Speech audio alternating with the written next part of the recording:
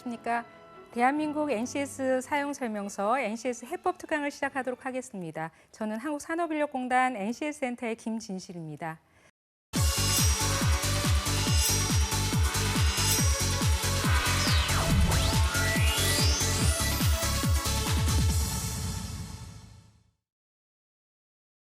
자, 직업인이라면 공통적으로 필요한 능력, 그 필수 능력, 공통 능력, 핵심 능력, 그게 뭐였죠?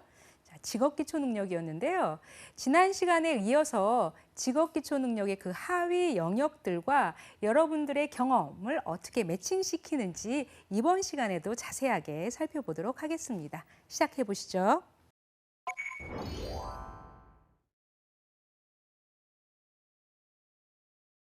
지난 시간 우리 공부했던 것을 다시 한번 반복을 해보겠습니다. 사실 능력은 경험을 통해서 얻는 것이 더욱 확실할 수가 있다는 거죠. 우리가 책을 통해서 문제를 외워서 하는 그런 능력들은 금방 잃어버릴 수도 있고 문제가 발생됐을 때 그런 상황에서 적용할 수 있는 능력도 굉장히 떨어질 수가 있어요. 하지만 경험은 힘이다라고 되어 있는데 경험을 통해서 여러분들이 수행했던 그런 것들을 또다시 실수하지 않도록 하기도 하고 소위 말하면 시행착오를 통해서 여러분들이 배운다고 하죠. 그리고 어떻게 극복해 나가는지도 알 수가 있다는 거죠. 특히 이제 NCS라는 것은 본인이 일하고자 하는 그런 분야에 필요한 능력들 그런 게 자세하게 나오기 때문에 NCS를 통해서 여러분들의 경험도 잘 매칭시키고 그 경험이 나중에 능력화될 수 있도록 더욱 노력하시기 바랍니다. 자, 그 직업기초 능력은 총 대영역으로 10개 영역이었는데요.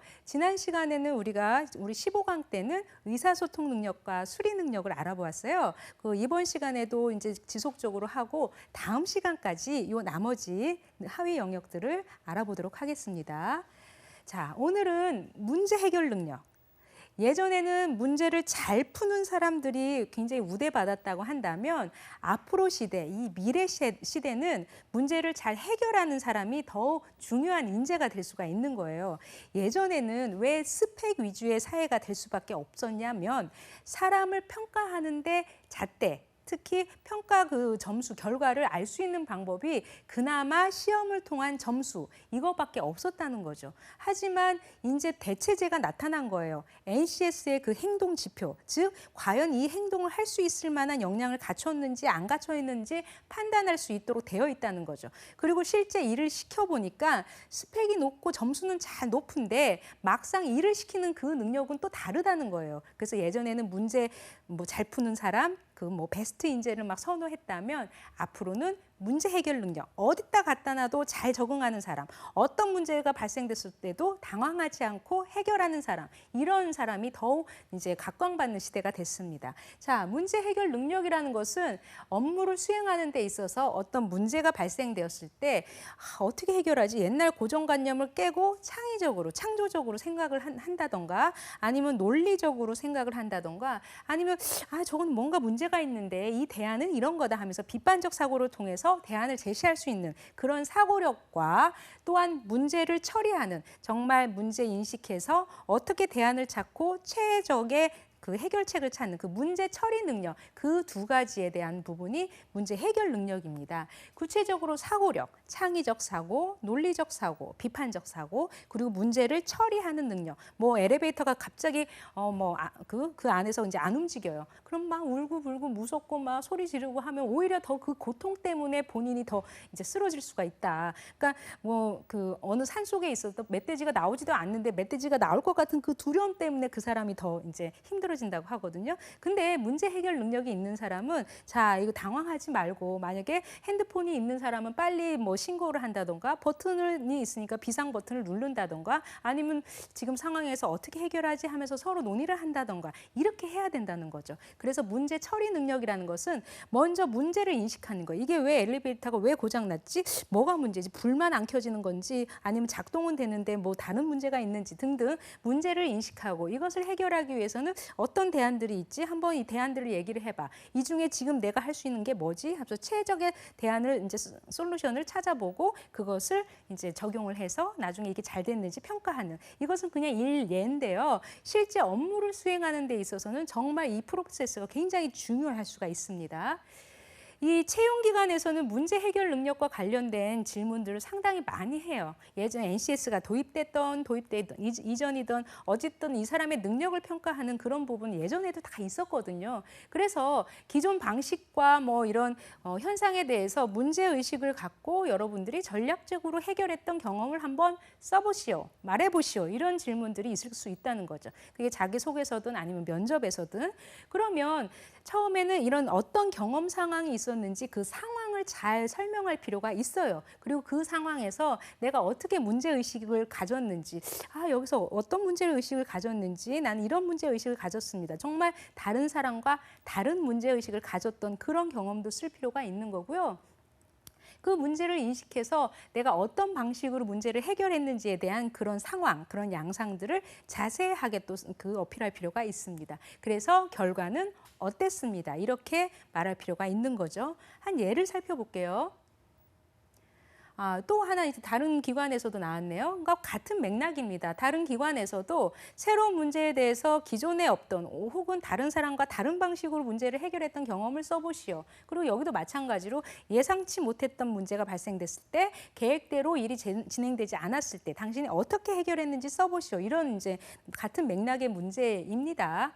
근데 이제 한 예를 들면 아까 얘기했듯이 내가 어떤 상황에 처해 있었는지 그리고 거기서 문제의식을 어떻게 했는지 이제 절차에 따라서 얘기를 해야 되는데 얘가 이 친구는 뭐 출입국 사무소에서 공익근무를 했대요. 보통 공익근무하면 어떻게든 시간만 떼어야겠다. 그 시간에 내가 무슨 뭐 고시 공부를 해야겠다. 무슨 시험 공부를 해야 돼. 취업 공부를 해야 돼. 이러면서 하지만 이 사람은 어찌됐든 공익근무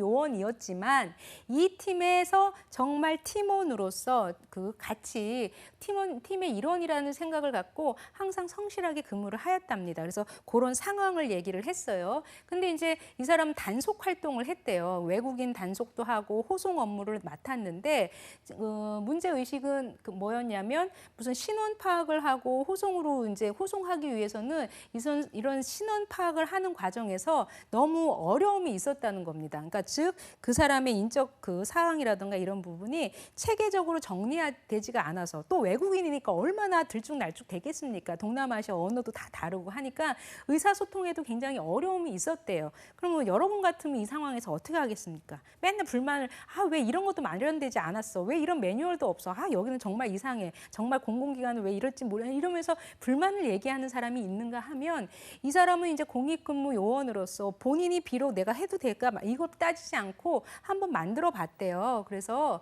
뭔가 인적사항을 파악하는 그런 시스템을 만들었다고 합니다. 그래서 기존의 인적사항을 기재하고 조회했던 기존의 시스템을 보완하기 위해서 이제 체계적인 틀을 한번 만들었대요. 이 사람의 뭐 나라, 국적, 그다음에 뭐 나이라던가 그래서 이름이라던가 무슨 특징이라던가 이런 것을 한 틀을 만들어서 조회하기 편하게 알 수 있도록 그런 시스템을 만들었대요. 그래서 중복 조회를 막고 빠르고 정확하게 인적사항을 파악할 수 있도록 했다고 합니다. 그리고 이제 이 사람은 의사소통이 이제 그 언어들이 다 다르니까 외국인을 배려하기 위해서 그 사람들이 용어들, 그러니까 무슨 태국 사람은 태국의 용어, 중국어는 중국어, 베트남어, 그 사람들이 알 수 있는 핵심적인 용어. 우리 요즘에는 그 택시를 타도 이렇게 몇 개 국어들이 이렇게 되어 있더라고요. 그게 상당히 도움이 될 거란 말이죠. 그러니까 이 친구가 그런 것을 찾아가지고 기본적인 단어나 문장들을 찾아서 그것을 같이 병기를 했대요. 단속 차량에. 그랬더니 굉장히 빠르게 인적사항도 파악하고 호송하는 업무도 빨라졌다. 이거는 어마어마한 경험입니다. 그래서 이 공익근무 요원 때 그 경험은 나중에 회사 생활할 때 굉장히 큰 도움이 될 수가 있다는 거죠. 그래서 그 결론적으로 말하면 이 친구가 문제의 상황에서 이런 그 문제를 인식을 하고 문제 대안을 제시를 했다는 거예요. 그 대안이 또 채택돼서 결과가 결국은 외국인 검거에 굉장히 이제 그 호송하고 이런 시간에 인적사항 파악하는 시간을 줄이고 외국인 검거하는 시간을 늘려서 이 업무가 행정 업무가 더욱 원활히 됐다. 받았다. 그래서 보탬이 되는 방안을 생각해서 본인이 더욱 뭐 신뢰받는 공익근무 요원으로 인정을 받았다. 그러니까 조직에서 인정을 받았다. 이런 경험입니다. 그래서 여러분들이 이제 자기소개서나 면접할 때 얘기를 할 때 이런 경험이었습니다가 아니라 여기서 끝나지 말고 저는 이런 경험을 통해서 지금 이 직장에 들어가면 이런 경험을 잘 살려서 그 무슨 문제가 발생돼도 당황하지 않고 해결할 수 있는 자신감이 붙었습니다. 등등 마무리 멘트를 넣어주면 더욱 도움이 될 것 같아요. 자.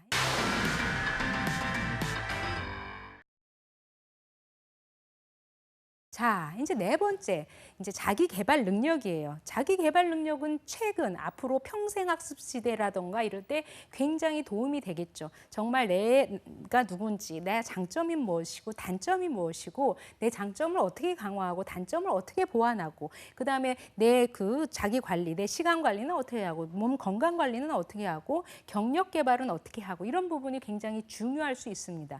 우리 친구들이 공부만 하다 보니까 정말 내가 예산, 내 용돈을 어떻게 관리하는 능력, 아니면 내 건강을 어떻게 관리하는 능력, 뭐 이런 소위 말하면 가장 소중한 것을 놓친대요. 그래서 그것을 하기 위해서는 또 하나 책도 보고 다시 공부를 한다고 합니다. 건강 관리하는 거, 뭐 다이어트 하는 법, 뭐 그 예산을 본인 용돈을 어떻게 관리하는 법, 가계부 쓰는 법 이런 등등 자기에 필요한 그런 부분들을 다 놓치고 나서 따로 공부를 한대요. 근데 앞으로는 지금 이 시간부터라도 여러분들이 지금 여기 있는 내용들을 잘 파악하고 인식해서 나를 먼저 잘 이해를 해야 되는 거예요. 제가 언제 한 첫 시간에 그랬나요?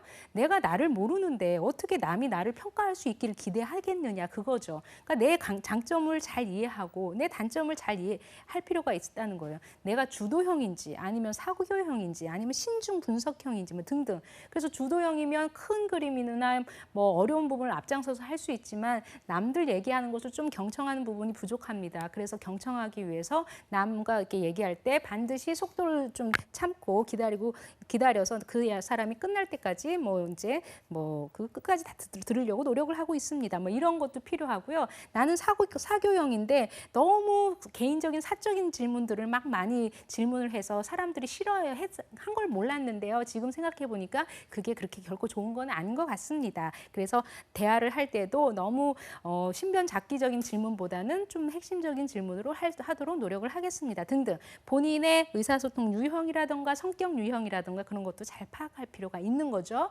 그다음에 자기 관리 능력은 이거는 하루아침에 무슨 시험 봐가지고 되는 게 아니에요. 항상 상시적으로 내가 어떻게 관리하는지를 일상생활에서 정말 노력을 할 필요가 있는 거예요. 자기가 식이요법을 한다던가 운동을 한다던가 아니면 뭐 다양하게 내가 의사소통 영어 능력을 키워야겠다. 그러면 아침에 일어나서 규칙적으로 뭘 해야겠다. 그냥 뭐 작심삼일이라고 막 책은 이렇게 사놓고 또 조금 공부하다가 말고 이게 아니라는 거죠.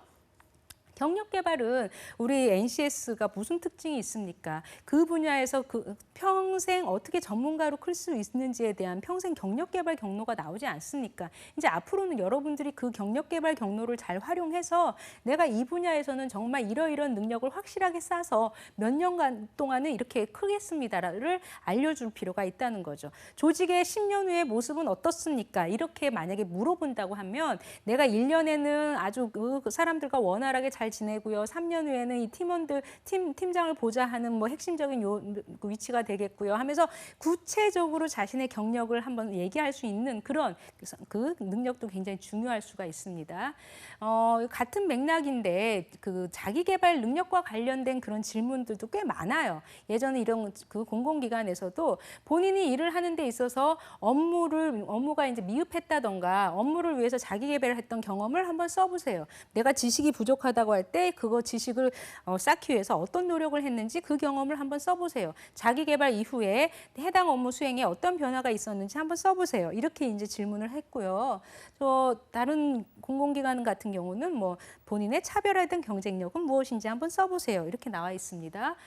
자신의 위치에 오르기 위해서 어떤 노력을 했는지 한번 말해보세요. 그 다음에 우리 공사 인재상에 맞게끔 본인은 어떤 면에서 특출한지 한번 말해보세요. 이런 게 이제 문항에 나올 수가 있어요. 자기계발 관련된 경험을 얘기를 하면 저는 이제 아르바이트를 해서 단순한 사무보조에 그치지 않고 뭐 이제 그 다양한 업무를 배우려고 노력을 했습니다. 끝까지 그 청년 인턴 이제 뭐 무슨 청년 인턴 사업본부에서 일을 했는데 엑셀 파일 정리가 주 업무였으나 더 나아가서 이제 그 사무장님과 직접 통화를 해서 초대 인사까지, 그러니까 무슨 행사를 하는데 사무보조에서 너는 이것만 해라고 시켰는데 거기에 끝나지 않고 직접 전화해서 행사 일정은 내일 어디서 몇 시까지 뭐 어디니까 조심해서 오세요. 아니면 오시면 꼭 문자를 주시기 바랍니다 하면서 보다 이렇게 적극적으로 본인을 저걸 했대요. 그 일을 했더니 이 안에서 굉장히 인정을 받았더라. 예를 들어서 그리고 또 이제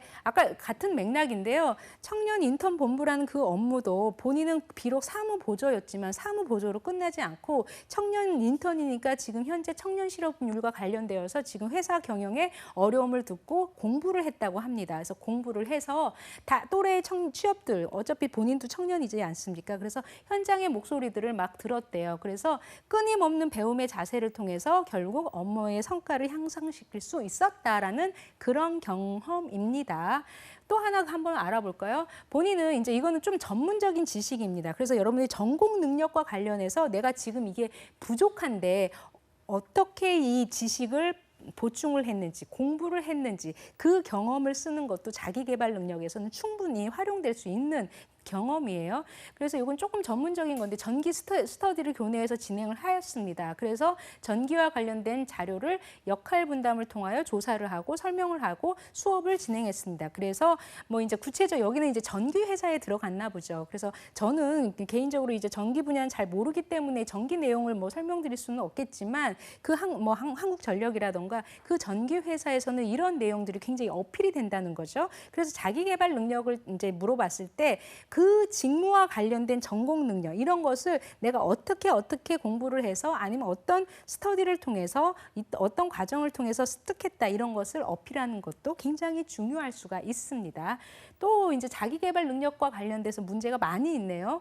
그러니까 뭐 본인이 군 복무 그 시절이었지만 내가 뭐에 관심을 갖고 이 친구는 이제 재테크의 중요성을 뭐 깨닫고 주식, 펀드, 주식 모의 투자를 시작을 했습니다. 그래서 공책에 기록하면서 처음에는 원시적인 투자였지만 보다 적극적으로 다양한 정보를 얻기 위해서 경제신문도 받고 그리고 관심과 열정은 계속 높아졌습니다. 제대 후에도 경제신문과 메일을 함께 했으며 뭐 그 복수 전공을 시작하였습니다. 그래서 실제 그 금융과 관련된 뭐 금융 상품들을 지금도 직접 거래해 봤고 그 때문에 금융 상품에 대한 비교적 높은 이해도를 갖고 있습니다. 그래서 이 친구는 그 관련된 금융 관련된 자격증 공부도 했고 기업 분석 기초 능력도 쌓았습니다. 그래서 당사 입사를 위해서 본인은 이제 커뮤니케이션 친화력과 아울러 이 금융과 관련된 전공 지식을 잘 쌓을 수 있는 뭐 그런 경험이 있습니다. 등등 이렇게 이제 어필을 한 사례입니다. 자기계발 능력과 관련해서는 이거 말고도 굉장히 아주 소소한 것도 있어요. 저는 뭐 멀티플레이어는 아니지만 집중력이 강한 사람이다. 그러니까 무조건 다 강점만 얘기할 필요가 없습니다. 저는 멀티플레이어면서 집중력도 강하고 친화적이면서 뭐 친화적이기도 하고 뭐 뭐랄까 외향적이기도 하고 내향적이면서 분석적이기도 하면서 모든 장점들을 다 얘기하면 이게 신뢰가 안 가는 거예요. 오히려 자기의 단점을 부각했네요. 이 친구는. 저는 멀티플레이어가 아니래요. 음악을 들으면서 공부하는 사람이 너무 부러웠대. 잘 못했대. 그래서 잘 못했기 때문에 항상 프라이어리티, 그러니까 우선순위를 두고 나는 이거는 오늘 핵심적으로 하자라면서 본인의 단점을 이렇게 극복했습니다라고 한 사례입니다.